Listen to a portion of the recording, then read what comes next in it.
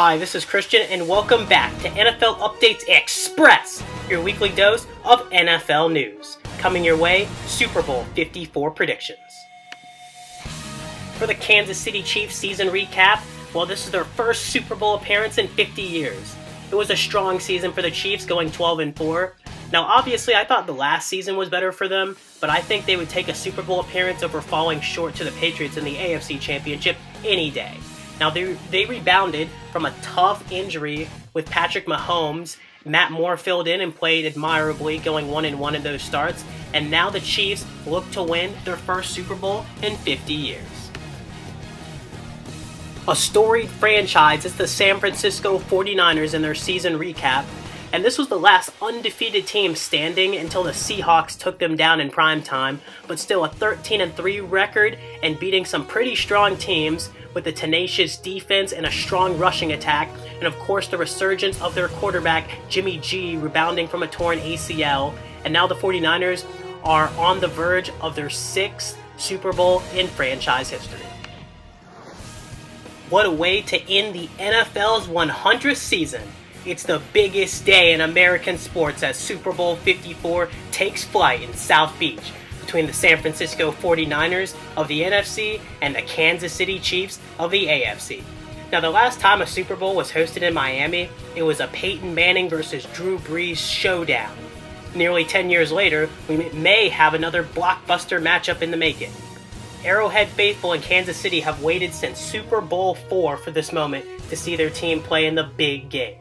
After years of postseason heartbreak, Kansas City has a team that could be around for the long haul.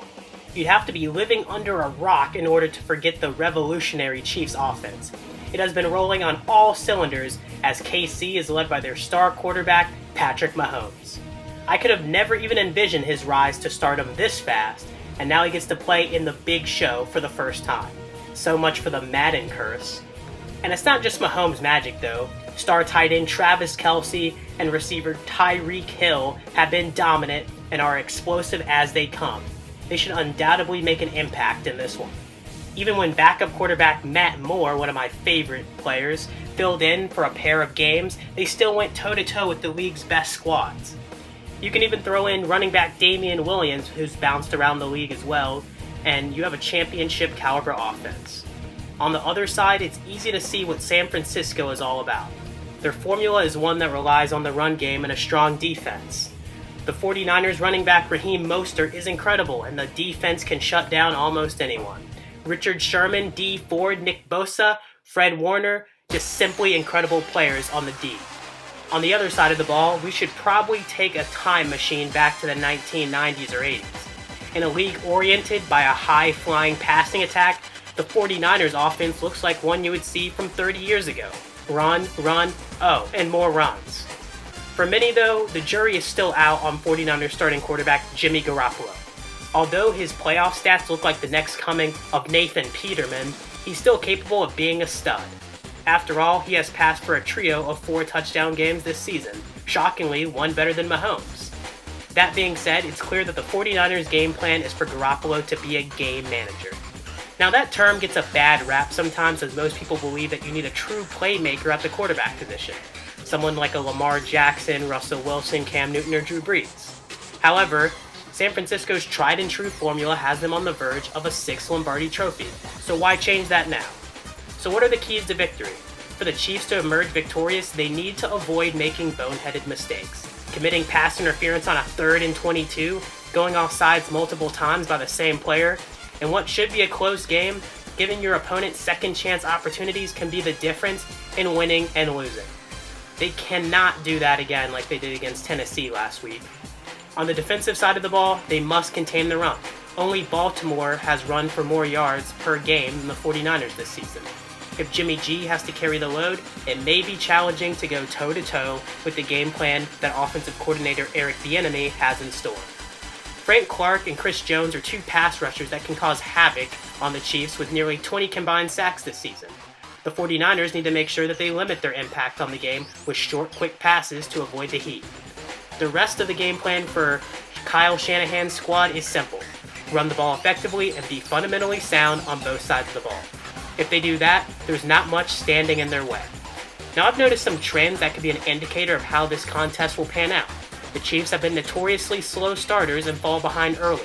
If that happens against Robert Saleh's phenomenal defense, it could be a long day.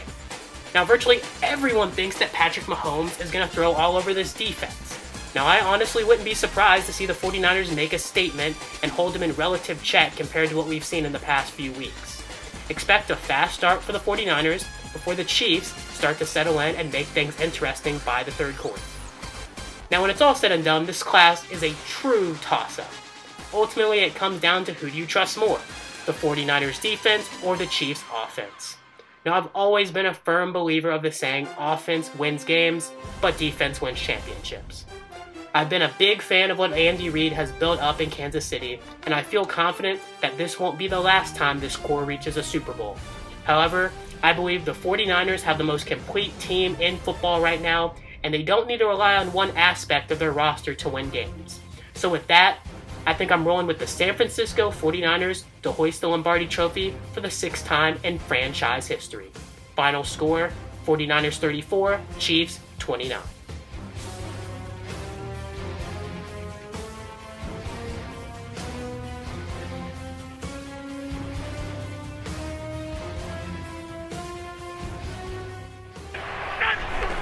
Mostert in the backfield, he gets it. Samuel out in front. Touchdown. Play fake, then a little toss to Samuel. Juszczyk is out in front. Samuel down the sideline, spinning his way inbounds into the end zone. To the outside, he goes down the sideline. Tyreek Hill out in front. Can they catch him? No, they cannot. He's done it again. Mostert, left side. Another first down carry and more. How about a touchdown? And the kick is good. Kick on the way, down the middle, and gold is good! And the kick is good. Pass caught on the run for the touchdown, Damian Williams. And the kick is good. Kick on the way, down the middle, and gold is good! Here's a little toss to Sanders, gonna throw it. Diving catch for the touchdown. Looking, wide open field. Wide open for Mahomes. He high steps it in for the touchdown.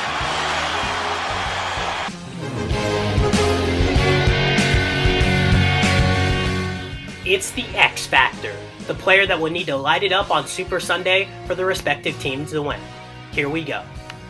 The first X Factor player is Niners running back Raheem Mostert. Now you may immediately be thinking, but he's one of their star players, shouldn't he not be on this list? Well, the 49ers, they run the football so much, so if Mostert isn't effective, it could be a long day. And it's obviously no secret that their success is their rushing attack.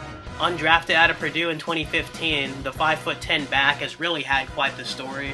He's bounced around 6 teams before finding a home in San Fran. And later, Mostert, he landed on the practice squad before making a name for himself playing special teams and in the preseason. He's definitely a guy you want to root for if you have no rooting interest in this Super Bowl. So while Tevin Coleman and Matt Breida have dealt with injuries for the majority of the season, Mostert has taken the reins of the starting spot and has dominated up to this point. And so if the Chiefs' defense is able to contain Mostert in the run game, the Niners can certainly be had. Mostert is fresh off of a 29-carry, 220-yard day on the ground with 4 touchdowns, all career highs.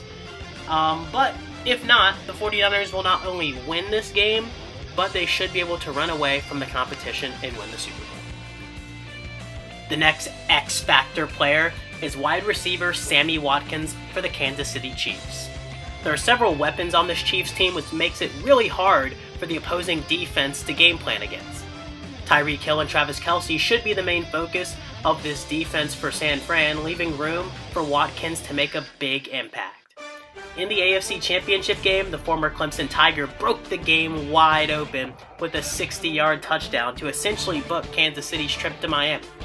San Fran's defense is fantastic, but they aren't perfect, as seen in the Saints game earlier this year, giving up over 40 points. but perhaps Watkins can steal the spotlight in this one. The third X-Factor player is Emmanuel Mosley, the starting corner for the San Francisco 49ers. Now, former starting quarterback Ahkello Witherspoon has dealt with injuries and subpar play for the majority of the season, opening the doors for Mosley to enter the starting lineup once again. He was a practice squad player in 2018, and now he will line up against the likes of Sammy Watkins and Tyreek Hill in the Super Bowl. He has 9 starts under his belt this season and has 2 interceptions, one against the Panthers in the regular season and one against Green Bay in the postseason. And so if he continues his hot play, then it could be enough for the Niners to emerge victorious. Last on the docket is safety Daniel Sorensen for the Chiefs. Now, he's not a household name, but he definitely has made a big impact for the squad. Look no further than the AFC divisional game against the Houston Texans. When they were down 24-0, Sorensen made a huge stop on a fake punt to give the momentum back to the Chiefs for good. The 49ers may attempt to throw in a trick or two when KC is least expecting it. If Sorensen can stay on high alert like he has been all season, the Chiefs should be in great shape on the back end to prevent any game-changing plays.